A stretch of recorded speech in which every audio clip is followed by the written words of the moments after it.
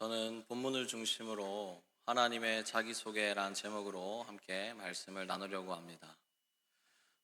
기독교 신앙은 계시 신앙이라고 합니다. 계시라는 말이 조금 어렵게 느껴질 수 있는데, 계시는 어떤 뜻입니까?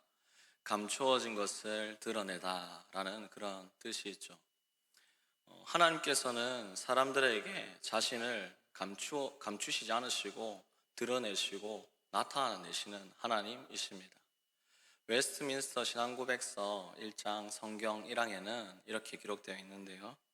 그러므로 주님께서는 여러 시대 다양한 방식으로 자기 자신을 계시하시고 그의 뜻을 자신의 교회에 선언하시기를 기뻐하셨다.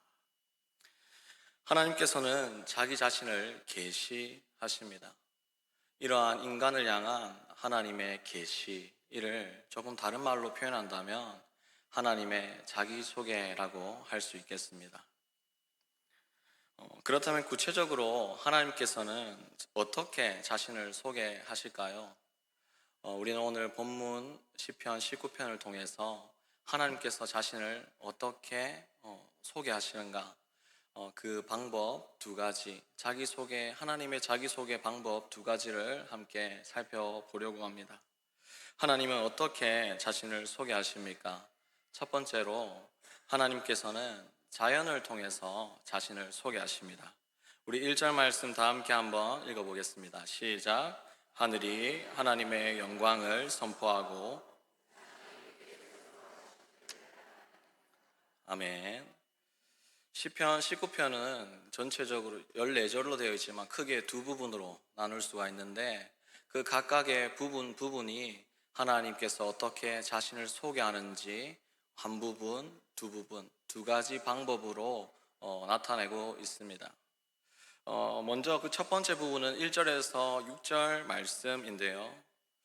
먼저 1절에서 시인은 비슷한 의미를 가진 단어들을 서로 이렇게 대꾸를 이루면서 평행을 이루고 그걸 통해서 한 가지를 강조하고 있는데요. 어떤 것을 강조하고 있습니까? 1절 다시 보면 하늘이 하나님의 영광을 선포합니다. 궁창이 그의 손으로 하신 일을 나타냅니다. 두 문장이 조금 다르지만 비슷한 단어들이 이렇게 짝을 이루면서 지금 기록되어 있습니다. 이를 통해서 한 가지 분명한 사실을 나타내는데, 하늘과 궁창이 의미하는 바처럼 둘 다 자연을 의미하고, 그것이 무엇을 나타냅니까? 하나님의 영광을, 그리고 그의 손으로 하신 일을 선포하고 나타낸다. 바로 하나님께서 어떻게 사람들에게 자신을 소개하시는지, 첫 번째는 바로 자연을 통해서 하나님께서 자신의 살아계심을 나타내신다는 그런 이야기이죠. 이것을 우리는 조금 어려운 말로는 일반 계시라고 합니다. 일반 계시는 하나님께서 일반적인 교회를 다니건 다니지 않건 모든 사람들, 일반적인 사람들에게 자신의 그런 일반적인 속성을 나타낸다라는 뜻이 바로 일반 계시입니다. 우리 주변의 자연을 통해서 누구나 느낄 수 있는 어떤 신의 존재에 대한 인식, 그리고 그 하나님의 능력과 그 신성이 우리 주변 자연에 다 묻어 있다는 것이죠. 우리는 누구나 교회를 다니던 사람이든 아니든 엄청나게 위대한 자연 앞에 서게 되면 대부분 비슷한 반응을 보이죠. 입을 크게 벌리고 와 하면서 뒤에 따라오는 말은 도대체 이걸 누가 만들었을까? 이런 의문을 근본적으로 사람이라면 가지게 된다는 것이죠. 이러한 모습은 교회를 다니는 사람이건 그렇지 않건 큰 차이가 없습니다. 교회를 다니지 않는 사람들도 웅장한 자연 앞에 서면 어떤 자신은 알지 모르겠지만 막연한 어떤 신이란 존재가 있을 것이라는 그런 생각을 하게 된다는 것이죠. 하나님은 자연을 통해서 모든 사람에게 자기 자신이 누구이신지를 소개하십니다. 계속해서 본문은 자연이 하나님의 살아계심을 선포하고 있음을 계속해서 말하고 있습니다. 2절에서 4절 말씀입니다. 날은 날에게 말하고 밤은 밤에게 지식을 전하니 언어도 없고 말씀도 없으며 들리는 소리도 없으나 그의 소리가 온 땅에 통하고 그의 말씀이 세상 끝까지 이르도다. 하나님이 해를 위하여 하늘에 장막을 베푸셨도다. 낮은 낮대로 밤은 밤대로 어떤 지식을 전하는데 바로 하나님이 살아계신다라는 그 지식, 하나님에 대한 지식을 낮은 낮대로 밤은 밤대로 선포하고 있다는 것이죠. 그런데 신기한 것은 무엇입니까? 거기에 어떤 언어도 없고 말씀도 없는데, 들리는 소리도 없는데 분명한 한 가지 사실이 전해지고 있다는 그런 사실입니다. 너무나도 신기하게도 우리는 언어가 없는 그 상태에서 너무나도 확실한 한 가지 소리를 듣게 되죠. 그 자연을 그저 바라봄으로 말미암아 모든 사람들은 어떤 신의 존재에 대해서, 하나님에 대해서 깨닫게 됩니다.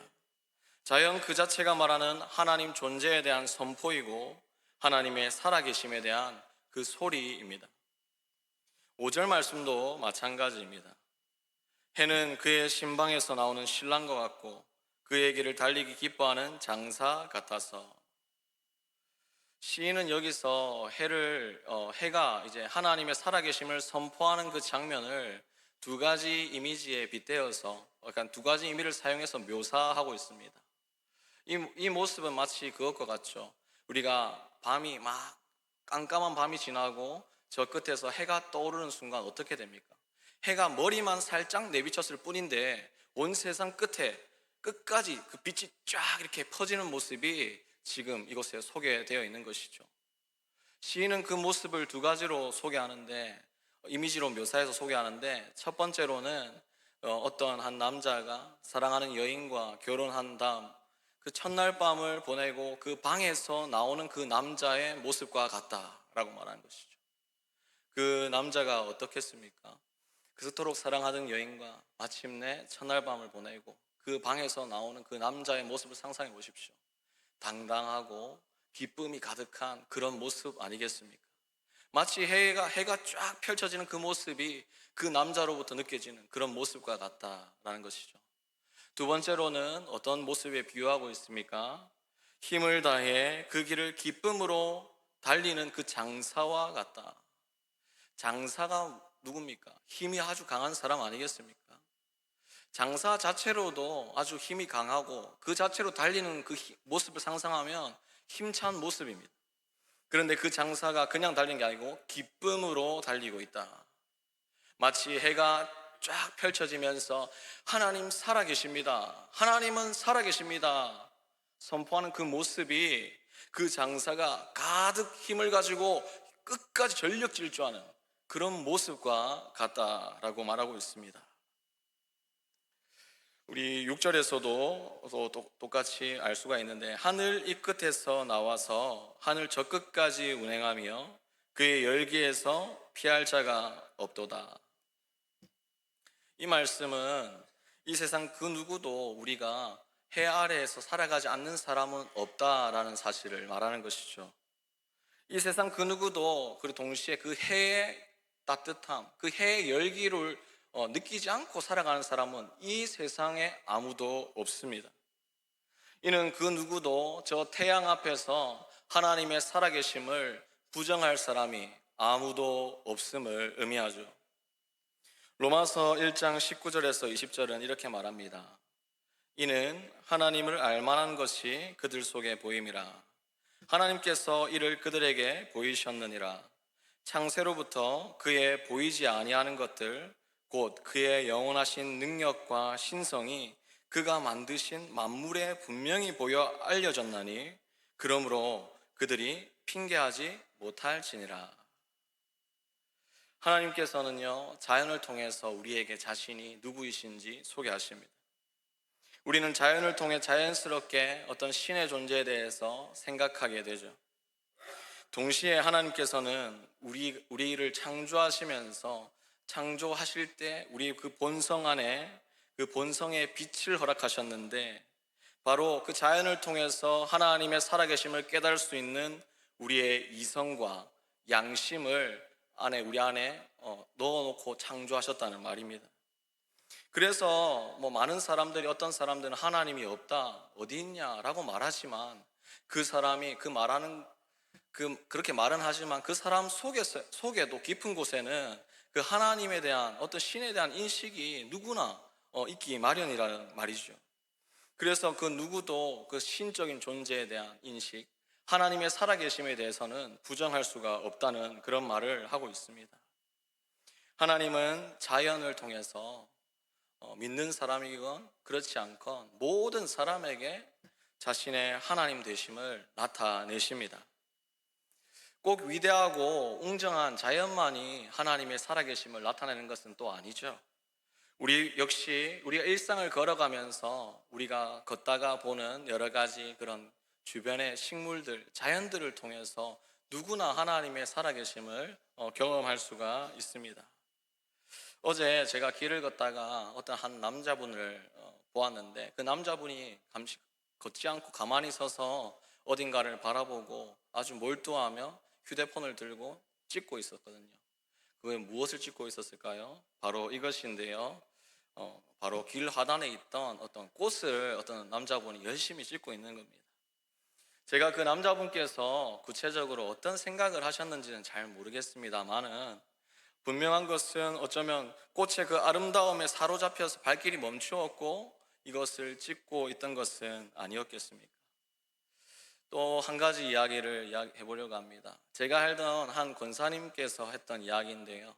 이 권사님께서 항상 열심히 교회 다니셨지만 어느 날은 유독 더 말씀의 은혜를 많이 받으시고 이제 생활하던 중이었습니다. 그렇게 일상처럼 평소에 걷던 길을 걸어가셨는데 그 안에 은혜가 가득하니까 그 권사님 말씀으로 평소에 내가 걷던 길인데 모든 것이 달라 보였다는 것이죠. 평소에 그냥 걷는 그 길에서 바람이 불어온데도 그 바람 속에서도 왠지 하나님께서 나를 쓰다듬는 것 같고, 저기 나무가 팔랑팔랑 흔들리는 그 잎사귀에서 하나님께서 나를 향해서 손 흔드는 것 같다, 그런 이야기를 하셨거든요. 나아가서는 그 권사님은 또 이런 이야기 하셨는데, 이제 가다가 개미들이 항상 보면 줄을 지어서 이렇게 가잖아요. 그 모습을 보고도 신기하시면서 하나님이 참 정말 살아 계시는구나, 그렇게 느꼈다고 말씀하셨습니다. 꼭 위대하고 웅장한 자연 앞에서만 우리가 하나님의 살아계심을 경험할 수 있는 것은 아니죠. 우리는 우리 주변의 작고 사소한 것들 속에서도 아름다움을 느낄 수가 있습니다. 그리고 그 아름다움을 넘어서 그 안에 어떤 생명이 있음을 알게 되죠. 그리고 결과적으로는 그 생명을 누가 허락하셨을까? 이 아름다운 건 누가 만드셨을까? 이런 질문에까지 도달하게 됩니다. 누가 만드셨습니까? 바로 창조주 하나님이십니다. 작은 꽃과 개미조차도 하나님의 살아계심을 선포하며 각자 자리에서 그렇게 하나님의 살아계심과 영광을 드러내고 있다는 사실이죠. 주 안에서 사랑하는 성도님 여러분, 하나님께서는 분명히 살아계십니다. 오늘도 우리가 걸어가는 일상 속에 그 자연 속에 그 자연을 통해서 하나님의 그 살아계심이 명백히 선포되고 있습니다. 하나님은 그 자연을 통해서 오늘도 우리에게 말씀하시고 자신을 나타내시고 소개하십니다. 매일 걷는 그 길에서 조금만 분주함을 멈추고 느리게 걸어보는 것은 어떨까요? 잠시 멈추어 서서 고개를 들어 하늘을 바라보는 것은 어떨까요? 그리고 잠시 눈을 감고 불어오는 바람에 내 몸을 맡기고 하나님에 대해서 한번 깊이 생각해 보는 것은 어떨까요?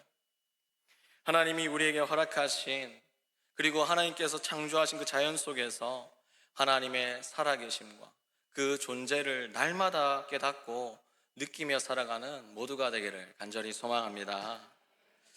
그러나 사랑하는 성도님 여러분, 하나님께서 자연을 통해서 자신을 소개하시지만 우리는 그 자연을 통해서 알 수 있는 하나님의 그 모습은 한계가 있죠. 하나님이 어떤 분이신지 아주 구체적으로는 우리가 알 수가 없습니다. 그냥 막연하게 창조주가 있구나, 이 정도 알 수 있겠죠.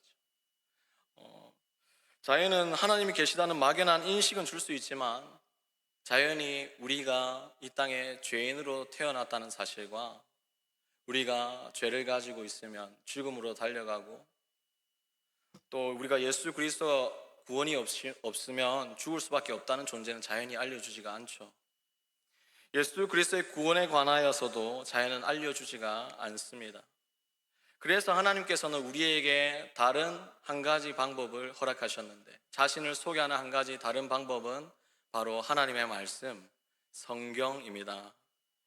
하나님께서는 그 말씀 안에서 자신을 더욱 선명하고 구체적으로 누구이신지 소개하십니다. 그리고 그 말씀들을 통해서 우리 자신이 누구인지 비추어 주시고, 그 우리를 내버려 두지 않으시고 그 죄인을 구원하시려고 하시는 하나님의 그 크신 계획과 하나님의 그 한 영혼을 향한 간절한 심정을 구절구절마다 하나님이 성경을 통해 담아 놓으셨습니다. 이제 우리는 시편 19편의 후반부를 통해서 하나님의 자기소개, 그 두 번째 방법을 함께 살펴보려고 하는데, 우리 하나님 어떻게 자기를 소개하십니까? 둘째로 하나님은 성경을 통해 자신을 소개하십니다. 우리 7절에서 9절 말씀 다 함께 한번 읽어보겠습니다. 시작. 여호와의 율법은 완전하여 영혼을 소성시키며 여호와의 증거는 확실하여 우둔한 자를 지혜롭게 하며 여호와의 교훈은 정직하여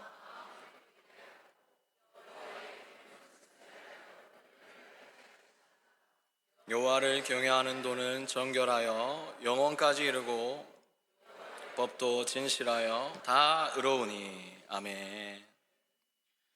시인은 7절 이하의 말씀부터는 이제 하나님께서 어떻게 자기를 소개하시는가, 그 두 번째 방법, 바로 여호와의 율법, 오늘 이 말씀 속에 보면 계속해서 반복되는 여호와의 율법, 여호와의 증거, 여호와의 교훈, 여호와의 계명, 이것 또한 우리가 앞서 자연을 통해 하나님이 자신을 소개한다는 강조할 때 평행을 이루며 소개했듯이 이 시인은 여러 가지 비슷한 의미를 가진 단어들을 반복하면서 한 가지 사실을 강조하고 있죠. 바로 하나님께서 자신을 소개하시는데, 바로 하나님의 말씀을 통해서 하나님은 자신이 누구이신지 우리에게 소개하신다는 사실입니다. 하나님의 말씀, 특별히 여기서 7절에 여호와의 율법은 완전하여 영혼을 소성시키며 라는 말이 있는데, 이 소성시킨다라는 이 말은 원어로 보니까 돌아오다라는 그런 말이더라고요. 즉 우리의 영혼이 하나님의 말씀을 통해서 돌아오게 되고 새롭게 된다라는 그런 의미입니다. 또 나아가서 우리가 죄로 인해 어두워져 있는 죄인된 우리가 어떻게 지혜롭게 될 수 있습니까? 바로 여호와의 증거는 확실하여 우둔한 자를 지혜롭게 한다. 바로 하나님의 말씀, 그 말씀을 통해서입니다. 우리는 거룩하신 하나님 말씀 앞에서 우리 자신의 죄와 비참함을 깨닫고, 그 결과 이 말씀을 통해서만 우리는 오직 예수 그리스도 앞으로 나아올 수가 있습니다.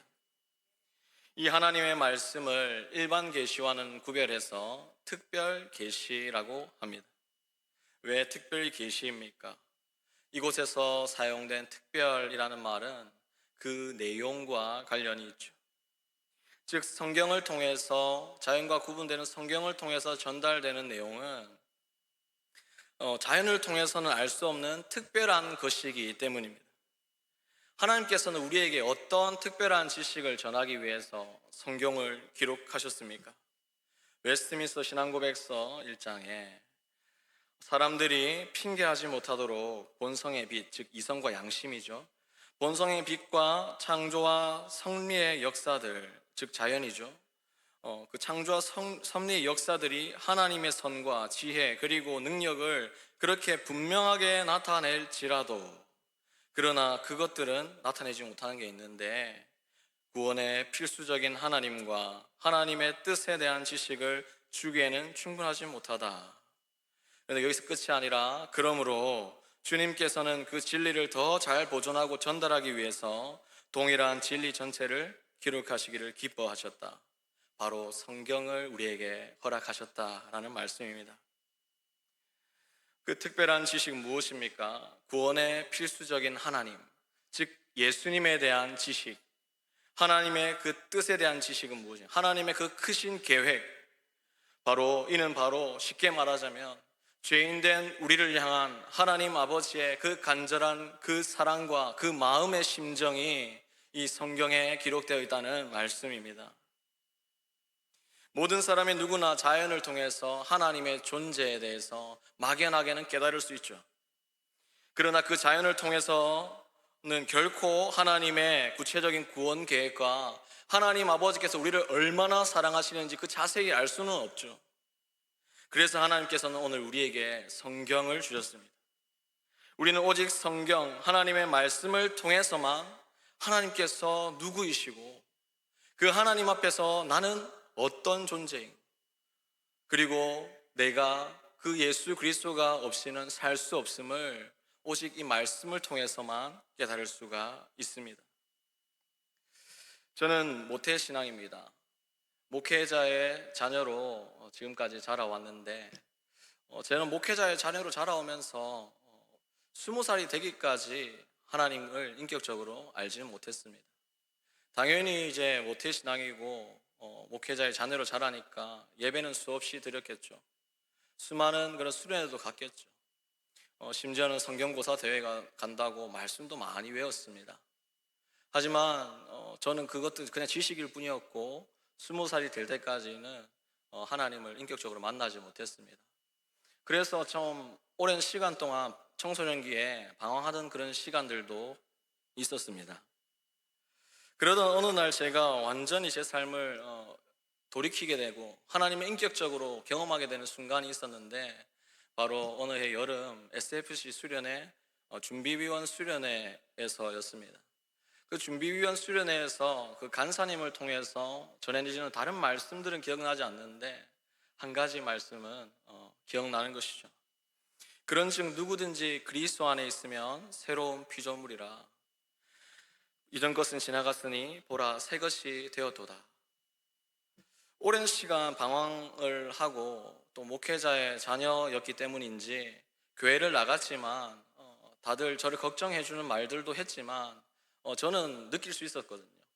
그분들이 어떤 분들 진심으로 걱정했지만 어떤 사람들은 저 앞에서 걱정하지만 또 약간 또 뒤에선 수군거리는 그런 소리들도 많이 들었었습니다. 그 시절에는 저는 저 자신조차도 저를 사랑하지 못했던 그런 시절이었는데 스스로에게 아무런 기대가 없었습니다. 그런데 그 순간 하나님께서 이 말씀 고린도후서 5장 17절 말씀을 통해서 저를 찾아와 주셨고 저에게 말씀하시는 것이죠. 이전 것은 지나갔으니 보라 새 것이 되었도다.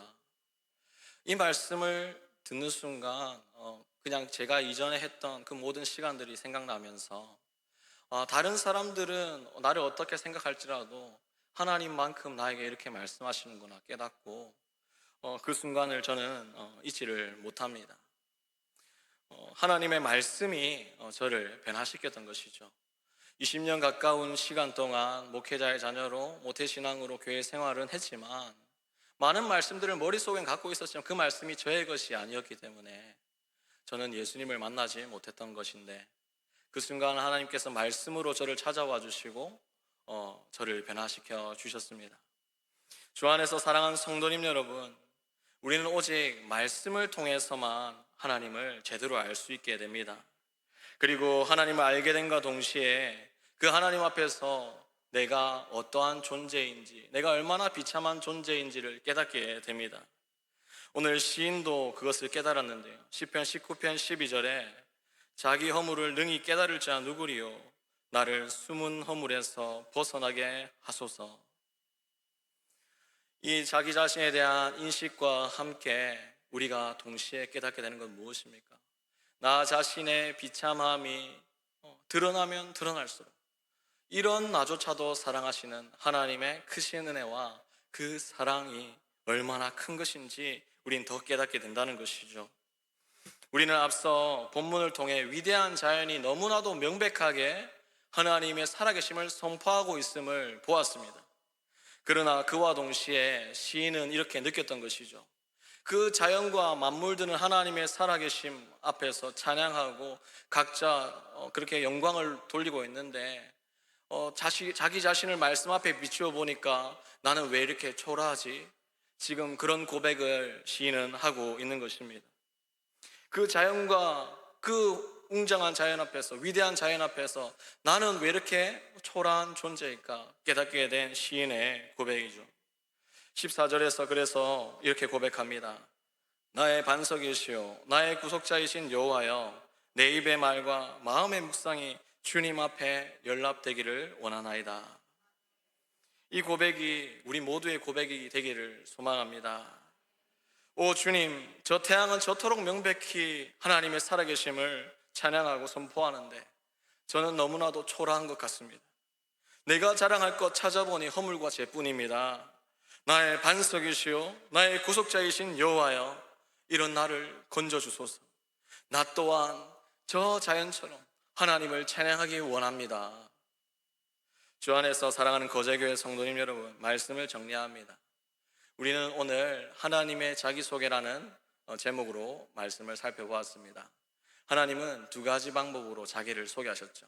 첫 번째는 자연을 통해서, 두 번째는 말씀을 통해서입니다. 하나님이 계시 우리를 향한 하나님의 자기소개입니다. 그런데 어떤 분들에게는 이 하나님의 자기소개라는 말이 조금은 불편하게 들릴지도 모르겠습니다. 왜 그렇습니까? 일반적으로 자기를 소개한다는 것은 낮은 사람이 높은 사람에게 먼저 소개하는 것이 맞지 않겠습니까? 이 세상에 있는 그 어떤 회사에서도 사장이 부하 직원에게 자신을 먼저 소개하는 경우는 드물겠죠. 그러나 우리 하나님은 어떤 분이십니까? 하나님께서는 친히 먼저 우리에게 다가와 자신을 소개하십니다. 왜 그렇게 하십니까? 우리를 너무나도 사랑하시기 때문입니다. 우리를 사랑하심으로 온 세상의 창조주이시고 주인이시고 왕이신 하나님께서 친히 우리의 눈높이로 내려와 주셔서 자신을 소개하십니다. 마치 부모가 아주 어린 아이의 그 눈높이를 맞추기 위해서 무릎 꿇고 그 아이의 눈을 맞추듯이 말이죠. 창조주이신 하나님께서 우리의 눈앞에 다가와 친히 자신을 드러내시며 소개하십니다.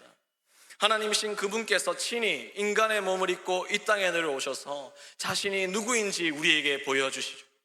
바로 성육신하신 예수 그리스도입니다. 하나님이신 그분께서 친히 인간의 몸을 입고 이 땅에 오셨습니다. 바로 자신을 죄인된 우리에게 확실히 드러내기 원하시기 때문이고, 하나님의 사랑을 아무리 말해도 깨닫지 못하는 우리에게 그 자신의 사랑을 나타내시기 위해서 인간의 몸을 입고 우리 예수님께서 이 땅에 오셨습니다. 하나님께서 우둔하고 깨닫지 못하는 나를 위해 이 땅에 친히 내려오셨고, 그 하나님의 사랑이 그 십자가 위에서 명백히, 너무나도 명백히 내가 너를 이토록 사랑한다, 그 십자가 위에서 하나님의 사랑이 선포되었습니다. 그 누구도 감히 하나님의 살아계심과 그 사랑을 변명할 수 없도록 말입니다. 주 안에서 사랑하는 성도님 여러분, 오늘도 하나님께서는 우리에게 끊임없이 자신을 소개하시며 말씀하시죠. 사랑하는 아들아, 나를 보아라. 나는 이 세상을 창조한 창조주 하나님이다. 저 자연을 바라보고 나의 존재를 깨닫고 말씀 앞으로 나와 나의 그 복음의 소식을 들으라. 요한복음 14장 6절에 예수께서 이르시되 내가 곧 길이요 진리요 생명이니 나로 말미암지 않고는 아버지께로 올 자가 없느니라. 오늘 우리의 눈앞에 이 성경 하나님의 말씀이 펼쳐져 있습니다. 하나님께서 지금 이제는 그 말씀 앞으로 우리를 부르시고 초청하십니다. 이 시간 우리의 마음을 활짝 열고 그 거룩하신 말씀 앞에서, 그 하나님 앞에서 우리 자신을 돌아볼 수 있는 모두가 되기를 소망합니다. 그리고 우리가 붙잡고 있던 모든 것, 우리 자신의 힘들, 우리 자기 자신까지 내려놓고 우리가 진정으로 붙잡아야 할 한 가지, 바로 예수 그리스도, 그분의 말씀, 그 말씀만을 붙잡고 살아가는 모두가 되기를 소망합니다. 나아가 이제는 내가 작은 예수가 되어서 그 주님께서 이 나를 찾아와 먼저 자신을 소개하셨듯이 이제 우리도 그 복음을 가지고 그 복음을 알지 못하는 자들에게 나아가서 이제 그 예수님이 누구인지, 이제 우리가 하나님을 소개하고 예수님을 소개하며 살아가는 우리 모두가 되기를 간절히 소망합니다.